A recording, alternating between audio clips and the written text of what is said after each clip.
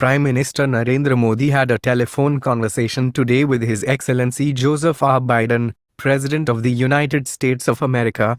The two leaders discussed the COVID-19 situation in their respective countries, including India's ongoing efforts to contain the second wave of COVID-19 through expedited vaccination efforts and ensuring supply of critical medicines, therapeutics and healthcare equipment.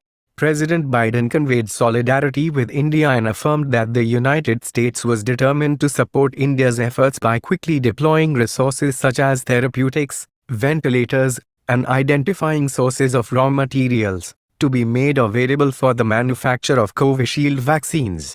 Prime Minister Narendra Modi conveyed his heartfelt appreciation for the offer of assistance and support from the government of the United States of America.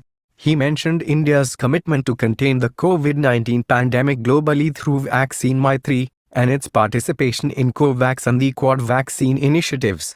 The Prime Minister underscored the need to ensure smooth and open supply chains of raw materials and inputs required for manufacture of vaccines, medicines, and therapeutics related to COVID-19.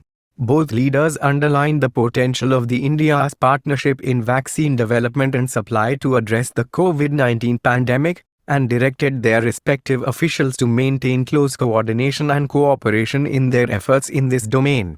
Prime Minister Narendra Modi also informed President Biden about India's initiative at the WTO for a relaxation in the norms of the agreement on trips to ensure quick and affordable access to vaccines and medicines for developing countries. The two leaders agreed to remain in regular touch